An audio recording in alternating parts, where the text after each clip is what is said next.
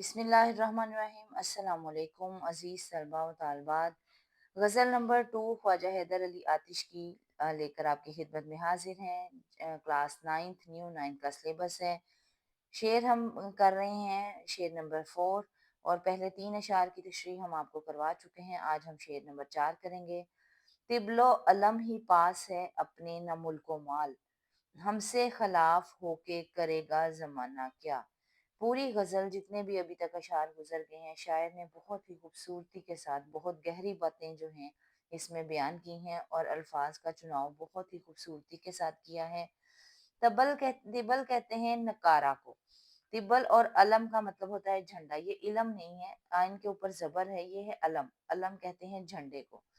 तिब्बल कहते हैं नकारा वो जो है बैंड की तरह, बैंड बाजे की तरह एक नकारा हुआ करता था, जो कि बादशाह और वजीर पुराने ज़माने में जब आते थे तो उनके साथ साथ आगे आगे वो बैंड जो है वो नकारा बजता हुआ चला जाता था और दूसरी साइड पर झंडे वाले होते थे।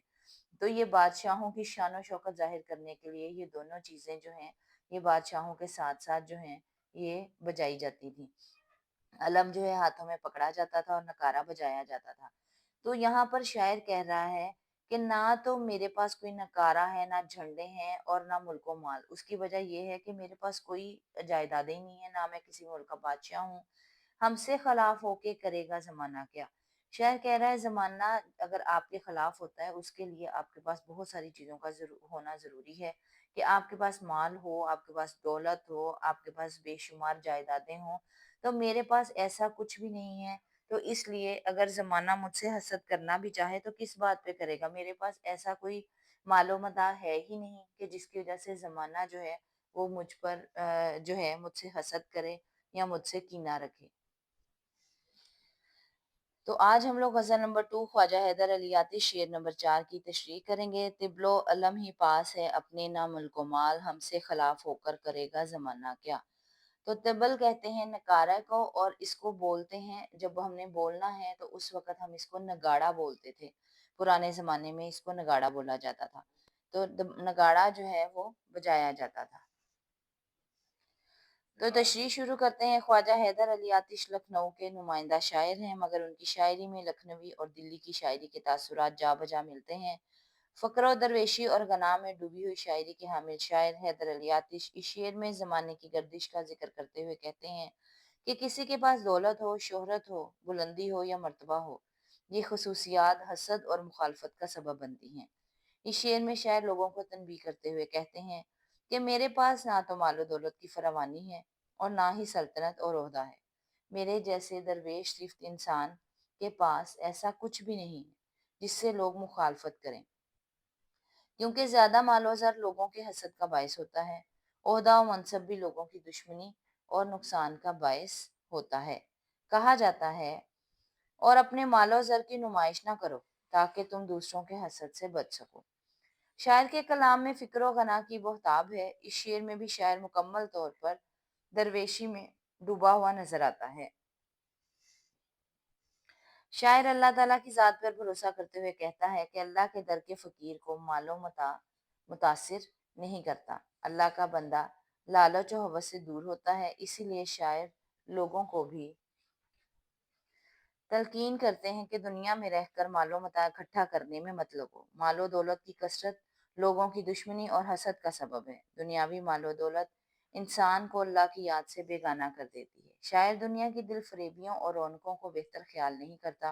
वो फकीरी की चादर ओढ़ कर अपनी जिंदगी में मस्त है। दुनियावी जाहो जलाल और शान शौकत उसकी नज़रों में कोई हैसियत नहीं रखती। उनकी नज़र में शौकत जचती नहीं किसी की, नज़रों में बस रहा हो जिनकी जलाल तेरा। शायर की जिंदगी में सुकून की बहताब है। वो कहता है कि मेरे पास ना असलहा और लश्कर है, ना ओहदा और मनसब है, ना बादशाहत है, ना दुनियावी साजो सामान। तो जमाना मेरे खिलाफ होकर मेरा क्या बिगाड़ लेगा। तिबले नगाड़ा को और अलम झंडे को कहा जाता है। पुराने ज़माने में तिबलो अलम बादशाहों और वज़रा की सवारियों के साथ-साथ चलता था। जंगों के आगाज़ में भी तिबल बजाया जाता था और जंग के दौरान अलम गिराना शिकस्त की अलामत समझा जाता था। गोया तिबलो तिबलो अलम इक़्तिदार और शान-ओ-शौकत की अलामत था। शायर चूंकि दरवेश सिर्फ इंसान है, इसीलिए वो खुश हैं कि मेरे पास ऐसा कोई ओहदा या मालूमता नहीं जो लोग मुझसे हसद करें या मुखालफत करें। हम जैसे दरवेश तो हमेशा सबसे खुश रहते हैं और अपनी ही कमली में मगन रहते हैं। उसके बाद रेलिवेंट शेर लिखेंगे, हाँ भला कर तेरा भला होगा और दरवेश की सदा क्या है। इस तरह से शेर नंबर 4 की तशरीह मुकम्मल होती है। सादा से अल्फाज में शायर ने बहुत गहरे फ़लसफ़े को बयान किया है कि हम लोगों से कोई भी इंसान जो है वो हसद करता है। इनडायरेक्ट शायर ने हमें ये मैसेज भी दिया है कि अपनी दौलत की और चीज़ों की नुमाइश नहीं करनी चाहिए, वरना लोग हसद का शिकार होकर हमारी जो चीज़ें हैं उनको नज़र लगा देते हैं और इंसान जो है फिर हसद के आगे बेबस है। तो उम्मीद है कि आपको तशरीह समझ आ गई होगी। चैनल को सब्सक्राइब कर लीजिएगा, लाइक कर लीजिएगा। अस्सलाम वालेकुम वरहमतुल्लाहि वबरकातुहू।